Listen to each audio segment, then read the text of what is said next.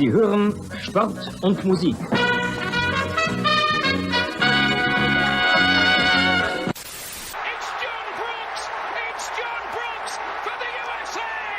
Das Spiel ist aus! Deutschland ist Weltmeister!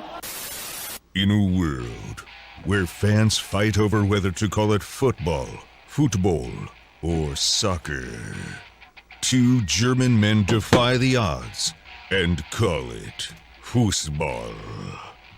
Bringing you inside the German-American football experience. And now, here are your hosts, the Schnitzel Boys. Yeah! Can't get too excited, right? No. No, I can't get too excited at all. No, It was we disappointing. cannot. Yeah. Disappointing.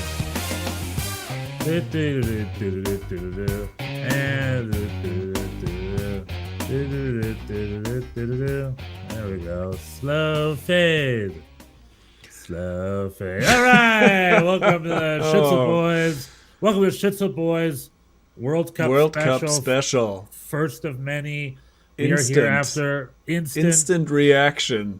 instant reaction against USA and Germany. Today is our first one because USA played Wales. The Wales. And God, where to begin? So, Well, I would begin with saying, I was texting you earlier, how I was feeling some fan feelings today. I was a little nervous. I was a little nervous today. I don't consider myself necessarily a fan of the U.S. men's national team, but today I felt a tension. I felt anxious. I was like, oh, am I now a fan of the U.S. as well? As I need another team to care about. Are you?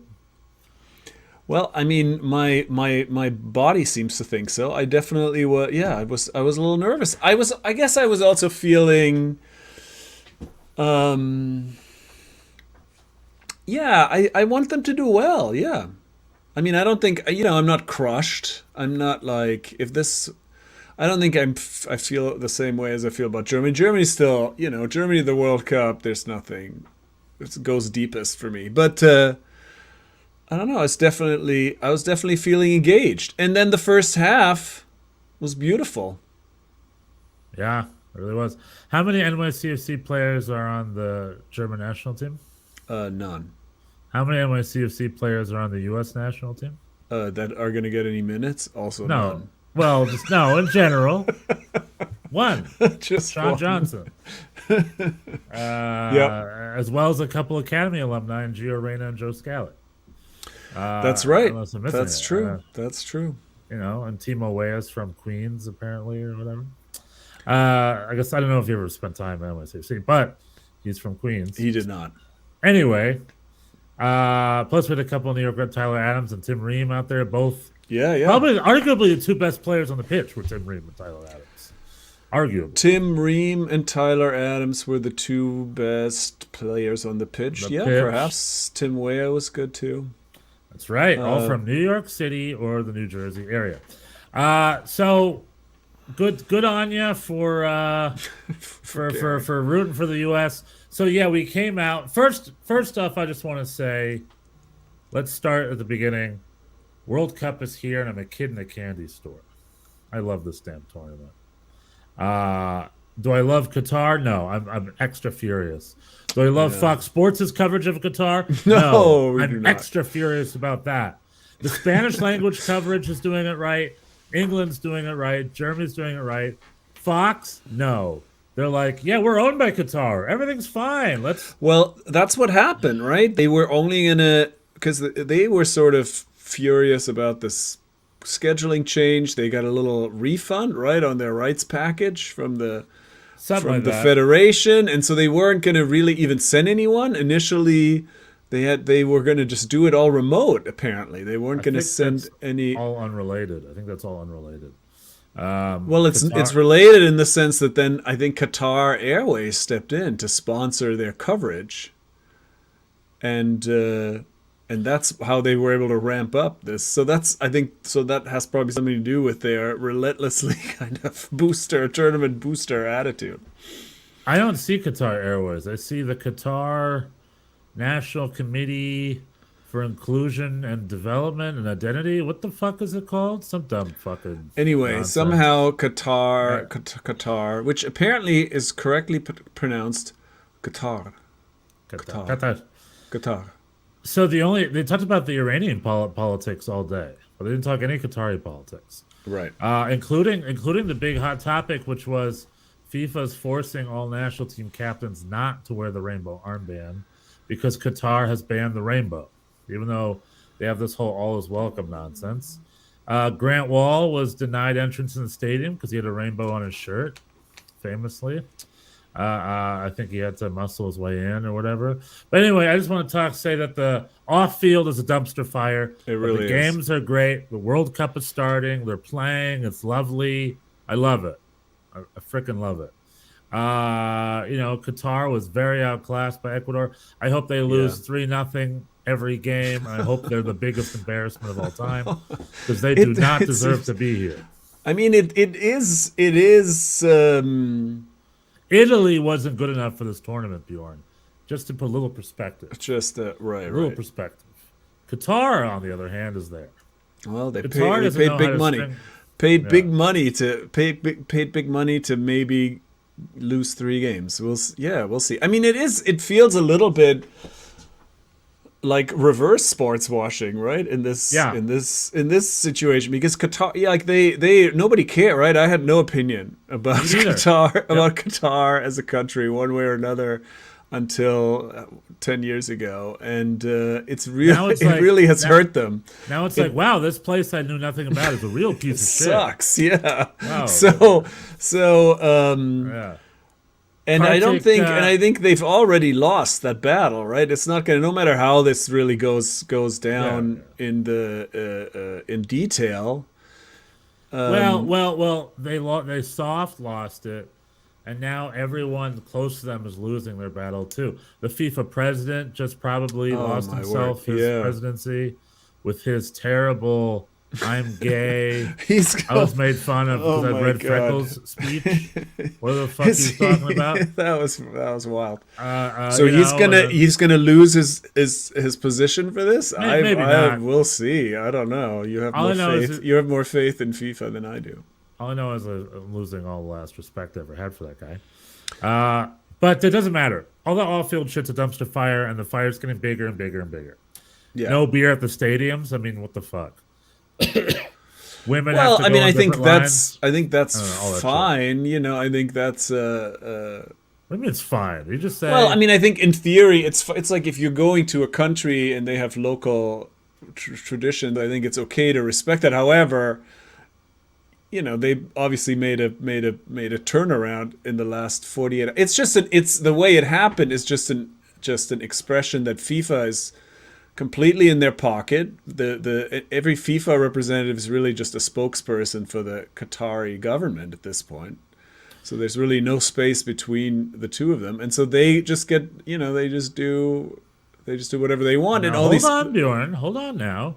Where does FIFA get all its money from? Well, I mean, sponsors. Right. Who's FIFA's biggest, longest-running sponsor? Who is? Budweiser. I don't know. Budweiser. Yeah, Anheuser-Busch. If I'm the president of Anheuser-Busch, I would pull all sponsorship money today. It's terrible. I would cancel my agreement. And I'd be like, bye-bye, my money. It was. I hope you enjoyed it while it lasted. Bye-bye. This open-ended sponsorship you've had for 40 years that pays you open-endedly. It's like, good job, you ended it today. But yeah, anyway, the comments are getting us started. Exactly. We're spending too much time. Let's cut to the game. USA Wales. Okay, here we go from 24-24-24 4TW. For the win. U.S. played a very exciting game for the most part, but the challenges by Wales started demolishing the U.S. star players. Yes. So, okay. First half, amazing. We got hacked. The theory being we got hacked. We didn't get hacked. I say we. Oh, see, boy. There you go. It's happening. It's coming over me like a fever. The American is coming out. So first off, I just want to say, you don't know what to expect because the U.S. has played some really crappy soccer for a while now. And in my mind and my heart, I'm like, the U.S. is going to have to play on its best day just to do well. And then the World Cup starts, and you know what I saw? I saw the U.S. on its best day. Tim Ream was amazing. Yeah. Tyler Adams all over the field. Christian Pulisic playing great. Yeah. Had a very good first half. Very good. Tim Weah, whenever he puts on that jersey, he's a man transformed. Like Tim Weah was the most injured player on the roster. He had no minutes with his club team with Lille. So he was a big unknown. But no, when he puts on that U.S. jersey, he's a warrior. Yeah, Weston you were. McKennie not too bad. Yeah. Serginho Dest playing with a pep in his step. I mean, who else? Yunus Musa didn't have the best Yunus game in Musa. the world. Yeah, What? Okay. He was. I didn't say he was bad, but I everyone's thought he was expecting great Yunus Musa. the first half. I thought he was fantastic. It was great And- the first half. Josh Sargent not too shabby, doing the hold up play okay. But Yeah, what I I'm mean, he saying was. is- Well, what do you think about that? What do you think about? Did you think that was going to happen? Josh Sargent getting a start? no, I mean it was possible. I guess I assumed it was Ferreira, but Josh Sargent plays in Britain. He plays in the championship. Most of the Welsh players play in the championship too. I assume I don't know have the exact stats in my mind, but they're either Premier League or championship guys, or in the case of that last guy who was put on League One players because he played for Portsmouth. So that's fine. But what I'm saying is the players were in great shape. They passed the ball really well, and then that first half, I know Wales, quote unquote, wants you to have the ball, but they also want the ball sometimes. And the U.S. gave it was like 99% possession. They didn't give many of the ball.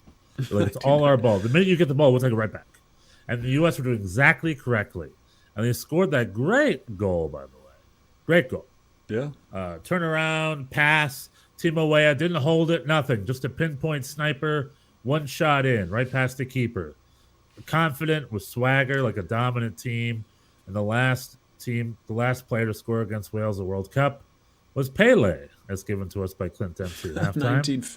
1958. By Yeah, a Wales. 17-year-old Pele, by the way.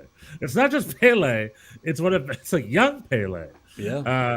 So it's been a while. Well, And- Wales has never exited a World Cup before the quarterfinals, so it's not a They've lot only- of teams. Not a they've lot only of been in teams one that World can Cup. say that. Yeah, They've it's only when been they in made one it to the World Cup. quarters. Then Not this time. not this this time. You're calling it now. And then the second half was Lord. All right, that was amazing. That first half was amazing. You punched him right in the face. Also, would say if I can throw in, Wales wants to absorb pressure, but they were very poor. Like their passes didn't connect when they had the ball. Yeah, I mean, it was a very very good half from the U.S. and a very poor half from Wales. Right. The U.S. I guess should capitalize more. The longer you have a 1-goal lead, the more there's a guarantee you're going to drop some points. Simple as that. Because second half came out, Wales were able to regroup, and the U.S. never really got that far back into it again. They got a little bit sloppier in the final third. And then Walker Zimmerman gave up a sloppy-ass penalty. I mean, I don't want to debate. Nobody's perfect. He was going for the ball, and Bale was there, and it was a little too late. I mean, I don't really want to break it down. I don't want to sit there and say Walker Zimmerman gave up a stupid penalty. But in hindsight, it's a very stupid penalty, right? Bale was on their target. Tim Ream kept Bale quiet. But in this one moment, it was Zimmerman who had to keep Bale quiet, and Zimmerman just isn't that talented. So he got through to his legs, and Bale got himself a penalty. And then when he kicked the penalty, Matt Turner had his hand. He guessed right. He had his hand on the ball. Yeah, he hit it pretty hard, though. He hit it pretty hard. 1-1. However, there's enough time to get a winner there, and there's a lot of stalling, a lot of CONCACAFing. And unfortunately, and then Greg put on Jordan Morris as a so between Gio Reyna and Jordan Morris, Greg picked Jordan Morris. Yeah, And interesting. we're like, okay, maybe Reyna's got a knock or something. But you know, I would have mean, been nice also if Reyna, again to throw that in, Brendan Aarson did well off the bench. I thought he definitely Yes. was the spark, Yep. the spark that was needed. Yeah, maybe a little odd the to bring him in for McKinney when you have a lead. You probably want a little more, but he did great. I mean, he covers a lot of ground, and he looked dangerous carrying the ball up the field after the equalizer. He did a good job putting Aronson and Way on the field at the same time. And it's good to see because honestly, it could be argued in the attacking third that Way and Aronson are two best players. Honestly, especially with the way Brendan Aronson's been playing, he brought that spark plug energy with him right on the field, and it showed. It just the U.S. couldn't get that second goal. 8 years ago in our first game against Ghana, John Brooks was able to get the winner there right after they equalized.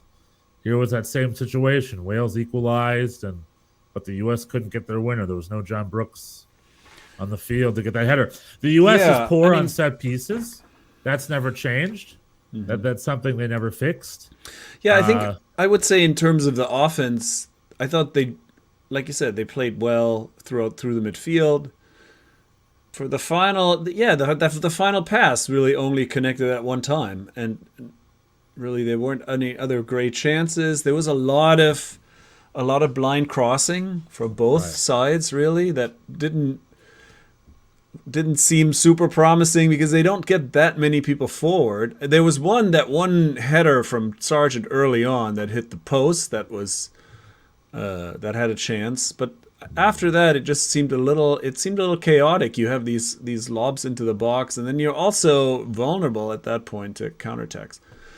Christian Pulisic, I think no one sort of personified the two different halves more than Pulisic, who was really great in the first half and was connecting, and in the second half you could see him again kind of turning into that turnover machine that he is sometimes when he just sort of puts his head down and gives the ball up in dangerous spots. Yeah. But they were also going at him hard, That's true. Yeah, there was a lot of hacking. I think that's what our commentator is saying. Demolishing the star players. Yeah, he got hit a lot. That's definitely true. We targeted Bale. They targeted Pulisic.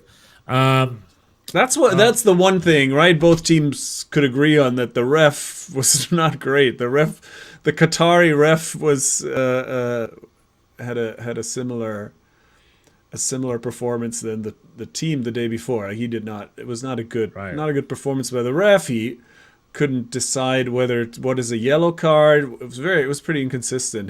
The way he handed out cards. Do you remember the ref? He was stopping. What's that? Do you remember the ref? This is the ref. Do you remember? The ref? Which ref? Yeah. This is the ref that Greg Berhalter made fun of in his post-game conference 2 years ago when he did the same thing. There's absolutely no reason FIFA assigned us this ref. This ref was a guest ref for the Gold Cup and refed a god-awful game for, I think, the quarterfinals or something at the Gold Cup. And then Greg Berhalter had words with him on the field. And in the post-game press conference, people asked him when he talked to the ref. And Greg Berhalter said, "Oh, well, he's from Qatar. And we told him that we know people in Qatar. So we just told him that he did a really good job." And then everyone laughed because it was a joke. That's not what he said. And he was clearly making a point of reference that Qataris shouldn't be refereeing games. And that ref from our Gold Cup, where Greg Berhalter made fun of him after a shitty game, that ref was assigned to be our ref at the World Cup. How about that? Isn't that a coincidence, Bjorn? FIFA. And this ref was bad. Yeah, he wasn't great. I mean, I don't think he was results changing bad, but he was. Well, why did that one Welsh player not get a second yellow at the end? Nichols and May, what was his name? Nichols something or other. Oh yeah. On a yellow from the beginning. brutal tactical foul at the end, and they just let him sub him off. Yeah. No, he gets a second yellow. That's a red. That's a sending off. That's Wales with 10 players with 10 minutes left to go. You don't think that's game changing? I mean, that's, who's to say? That's pretty late. Yeah, it's pretty late in the game, maybe. Pretty basic refereeing, if you ask me.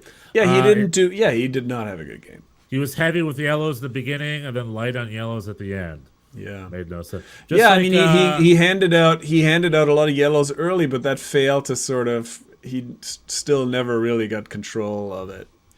No, which it was too bad. So bad, inconsistent refereeing. But with all that being said, typical USA. There's always a little disappointment embedded in the performance. We got 1 point. We were the more dominant team.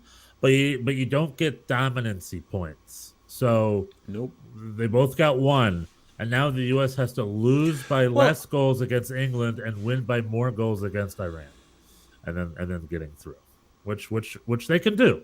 So hopefully you can do it, boys. Yeah, I mean, I think it was a fair result based on the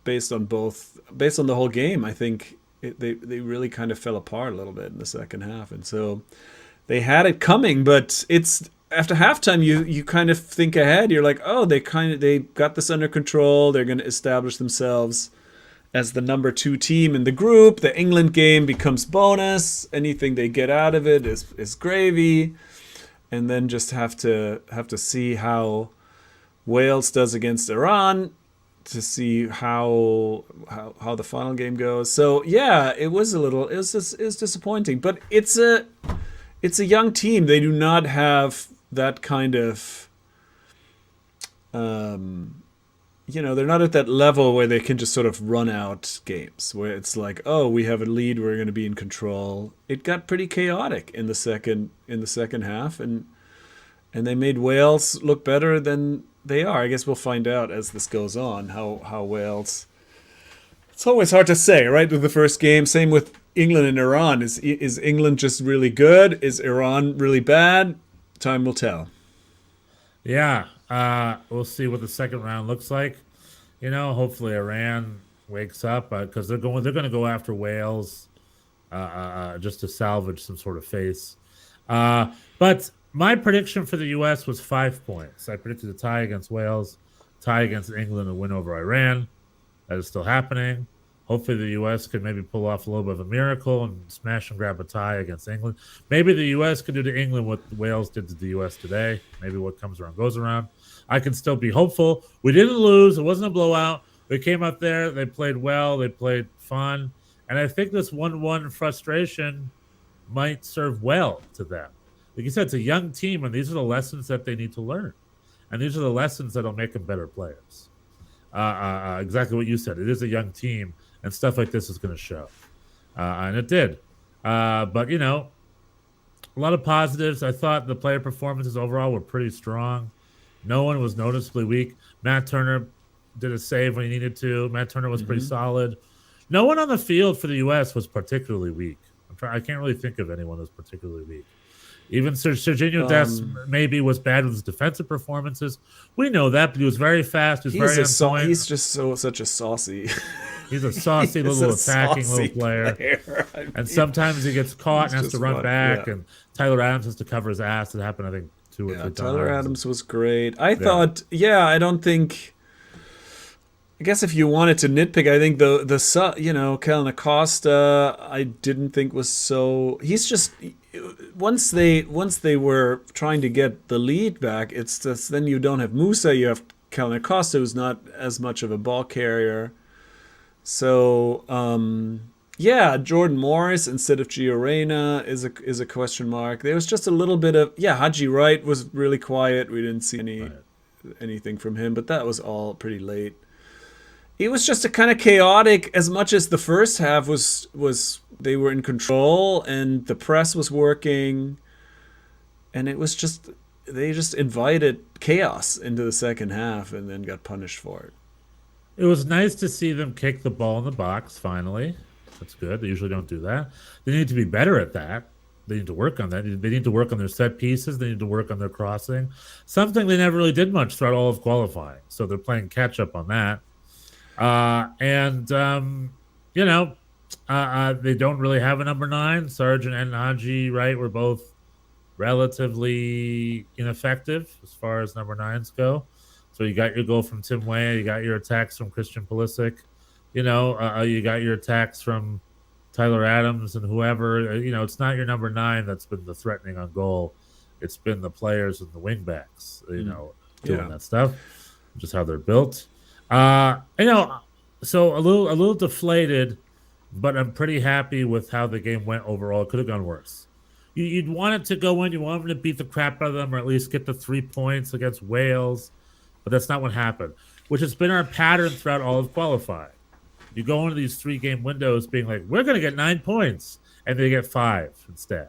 That's just how it's. Right. And now this opening World Cup group game, Dealey, is the same thing. I think they're going to get their 5. Hopefully. Right. Hopefully, not going to work. I mean, this was a big. Yeah, it was big. A win would have been big. A win would have been big, and they were. It was within their reach. So that is. Yeah, I definitely feel as a brand new fan as of today, I feel a little sad. I felt like the whole time it's like we need a second goal. But... My mom texted me. She was like, "You need a second goal." I mean, it felt like that. Goal. It felt like this is not gonna be a 1-0 game. Exactly. It felt like one of these set pieces or these what's his name? Kiefer Moore, that guy. Right. His Giant. height. He had an open header that was that could have. Yeah, it could have. Yeah, you're right. It could have gone. It could have gone worse, but. All right, I'll take it, man. All right, so 1-1 USA Wales, first game down. We got England on Friday. On Friday. Germany's playing on Wednesday. Let's get a point against England on Friday. Okay, Germany plays Japan on Wednesday. Is that when it is? That's when it is. Our next episode's going to be also post-game reaction. What's your prediction of that game? Germany's going to win. 3-1. 3-1. Okay. Okay. I don't know. I'll give it did I say something else before? No. 2-1. What'd you say? Did I say something else previously? It's possible. I'll give it a 2-1. Yeah. No. Very interesting game because the Japanese players know the Germans very well. And in turn, the Germans might know them pretty okay. And Germany's playing with this fun roster with 5 sort of surprise last-minute call-ups. Nicholas Füllkrug scored on his debut for Germany against Oman. He scored in his last game. It was not a great game against Oman. Pretty sloppy. But it's also a friendly. Who cares? Doesn't matter. Yeah, it doesn't matter. It's just getting everybody. Yeah. Just getting everyone down there. Getting everybody down there. Let them run around a little bit. That's fine. Messing up my stat of people having debuts at the World Cup. Everyone's already played. There's no more debuts. Everybody also got some time. Everybody got some time. They're committing to your stat. They're not messing it up. They're just not expanding on it. The stat stays the same. Let's hope Germany. So now let's talk about this for 2 quick seconds. So I root for the U.S. and for Germany. The advantages are those are 2 totally different fan experiences. I'm allowed to root for one of the elites in Germany, and I'm allowed to root for my underdogs, the United States. I'm allowed to root for a team that's established. I'm allowed to root for a team that everyone likes to hate and thinks can't handle things. So it's 2 totally different rooting experiences. So, like, I root for the United States because fuck everybody else. Everyone has this anti-American. Americans think we suck and foreigners think we suck. Screw those guys. I'm part of a small, passionate group of U.S. fans that feel that Americans do have the wherewithal to actually be good at the sport, and I refuse to be told that we can't. I just refuse. That's my U.S. half. Then I got my Germany half. Germany is this whole side of the thing where they've won 4 World Cups, but everyone would love to explain that away. They would love to say that they're boring to watch. They would love to say that they're lucky. They would love to say that they don't have star players. You Who know are what I these mean? people? Who are these people? Most people, you know. I can't What? believe you don't. Most people. Germany doesn't get any respect. Everyone wants to shut up about Leo Messi and Cristiano Ronaldo and Karim Benzema and Harry Kane. Who's talking about Thomas Muller? Nobody. Thomas Muller has 1 million goals, Okay. 1 million Champions League. He's got a World Cup title under his belt. None of those players have the titles and stats that he has. Who's talking about? But what I'm saying is that Germany is an elite and they're unapologetically so. And the USA is an underdog and they're also like stick it to the man. So as a fan, I love rooting for both because they keep each other honest. And one has expectations of winning and the other, when they win, it feels like $1 million. Where if Germany loses, it's a disappointment. But if they make their way to the final and beat the other elites, then that feels like $1 million. It's like two just very different fan experiences. Okay. That's my take on being a German American soccer fan. Yeah, I think. Well, I mean, we've established, right? You have an openness about your fandom and a flexibility that adjusts to the to the moment for two national teams. Okay? You're in. I only root for two national teams. Okay, the United States and Germany. That's it. I'm not going to add any more national. Unless I don't know, Brazil. If it came down to it, you would feel some. You could probably. Anyway. I always root against Brazil. I hate Brazil. I lived in Brazil for 5 years. I didn't know that. I was going to say, yeah. I actively root against them. Always have, always will. Well, anyway, I mean, yeah, I understand. So, yeah, for me, I guess, yeah, the Germany thing is really the German soccer thing is I've lived in New York almost 30 years now, and I do not really keep up with politics or a lot of, I have family in Germany. I go there every once in a while. I do have a connection. But the only thing that I feel really passionate about or that has sort of stuck with me in all these years is the soccer team. Like that is, and especially at the World Cup, it's like when that, or any tournament, even the Euro, it's always, I always feel like I'm 8 years old and it's the only thing that matters. And that is just goes deep. Now U.S. men's national team is a new thing for me that I even have any. I felt a little when Jimmy Sands, when my boy Jimmy Sands had his run there. I felt sort of a connection, and I felt kind of proud of him and worried about him. And but in general, I haven't sort of felt that strongly. But now, yeah, I don't know. I guess I'm getting a little. I feel like this. I also feel a little bit like this team has taken so much shit. Greg Berhalter has taken a lot of shit, and I think a little more than he deserved. Really, I think there's the fan base does seem to have this undercurrent of like we should just be better at this. We should be up there with the elites of the world, and that's just not. It's just not the case. It's just a long process, and I think. I mean, we've talked about this before. I think Berhalter has done pretty well to transition from this like defense first, hope for a set piece kind of more playing style, and I think that's not an easy thing. And so I'm rooting for this team, and I'm rooting for them. I think on that level, and we're getting a comment about missed calls. Yeah, we've talked about that. Yeah. Yeah, oh crap! I forgot what I was going to say. That's why I need to have a little pen and paper. I always forget immediately what I was going to say. At halftime, I was going to go in the U.S. Soccer Reddit and just say Berhalter out. That's it. And then in the comments be like, "This is ridiculous. What are you talking? You need to get rid of this damn guy." As a way to say "f you" to all those freaking Berhalter out nuts. I mean, that was a very good half. And so Cam Z is saying, I don't understand why US didn't put Reina or Ferreira in. Yeah, it's fair. I don't think Jordan Morris would have been my number one. I mean, I think Ferreira I don't get, but like is probably not quite, it doesn't quite have the physical prowess to deal with these Welsh defenders, maybe. But, Sargent makes more sense. Sargent makes for more muscle, sense. for muscle. Muscle, and because he knows those guys. He plays in Britain, those are British defenders. He's of that style. Reina, though, I agree. Reina would have been a great spark off the bench, and he chose Jordan Morris instead. I hope, and I don't hope, because I want Reina to be healthy. I wonder if Reina maybe has a knock, or what, or it's Jordan also Morris maybe is more defensive. like I don't know. him and Aronson, maybe a little similar. Also as a player, like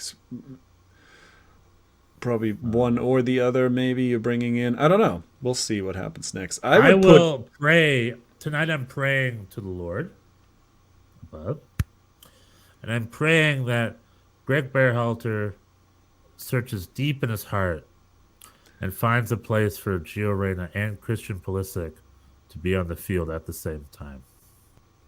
So I hope he finds that. Pulisic and how would you? I mean, yeah, not today. Reyna or Aronson didn't start, who are both two guys that you could really make a case. Cam Z, are you saying Ferreira should have been subbed in over Haji Wright? Is that what you're saying? I'm not saying it's wrong. I'm just trying to get clarification here. Personally, I was fine with Haji Wright going on and getting minutes. I don't know. He's been proven himself in Turkey. Or Ferreira, I don't know. I guess for me that's a 50-50, right? Isn't that 6 of one, half a dozen of the other at that point? And Haji Wright's more of a number 9. Ferreira's more of a supportive sort of number 11, I think. I don't know. Yeah. I mean, it's interesting how Ferreira really has dropped, though. He's been starting. That's one thing I think that surprised me, and positively, I would say, where people have been ragging on Berhalter as like, oh, he's going to stick with his guys, and he's made some. I mean, starting Tim Ream, that wasn't a given. He hasn't played. He hasn't started a lot of games lately, and he's like, oh, he's the guy in form. He's going to get the spot, and I think that was redeemed. He did really well. Do you want to hear a weird stat? And same with Josh Sargent. I think Pereira got so much time, and Pepe. What do you got? So Josh Sargent and Tim Ream both haven't played for the United States since like September of last year. I think they're in the same game. Mm-hmm. Both of those players are from St. Louis, Missouri. Both of those players played for the same high school in St. Louis, Missouri. Oh, wild. Okay. Did you know that? But not at the same time. Not at the same time. Tim Ream's a bit older. Like 12 years older, even 15 years older, whatever it is. Uh-huh. But that's wild. But isn't that a bonkers specific little stat? Yeah. They just both have St. Louis behavior in them or something. I don't know what's going on. Yes, Cam Z, Tim Ream played really good. I think Tim Ream was easily player of the match for the U.S. I think so. He did well, yeah. I mean, he's going to face some in the next game. Some attackers that are a little more fleet of foot as this Welsh buds. I will say Gareth Bale, his job was Gareth Bale. Yeah, Gareth Bale is not 90-minute match fit either, and you could see him not being 100%. He did, he's Gareth Bale. So Stu Holden said he's of a high pedigree, which I think is well put. He is of a high pedigree, but he's not 100%. Did you see his miracle recovery? In only 1 week, he went from being a player who couldn't play for LAFC to a 90-minute player. How about that? MLS Cup gives you wings. It's about magic legs. Anywho, so thanks for joining us. Do you have any last thoughts or anything, Bjorn? No, this was great. I like this. I like just at post-game immediate reactions. That's good. I'm enjoying. We are here every USA Germany game. So on the chat in the fam, join us Wednesday after the Germany-Japan game. We'll be here. That's right. Best case scenario, Iran beats Wales and US beat Iran. Wales beat blah, blah, blah. Both lose to England. Yeah, who knows? Maybe we'll get a point against England. Who knows? Don't let first games fool you. Sometimes teams show up for round one And by round 2, they're a little sloppy, a little lazy, like lackadaisical. You know, who knows? One could dream. Yeah, we'll see. This English team looks pretty stacked. It does. I mean, also one thing to watch, I'll just say this briefly, like that I was thinking about today, you know, these people are in mid-season form, you know? If you saw an English team, the English team, you saw a group of players that are in mid-season form that are just ready to go. And that is not usually the case. And so we'll see how that plays out, but the top Euro players could dominate this tournament. We'll see how it goes, but one thing to watch. Yep. And I think we've seen that already. Quite a disparity. Anyway. All right, everybody. Tschüss, bis Mittwoch. Tschüss. Wednesday. Macht's gut. Bis demnächst. Bis demnächst.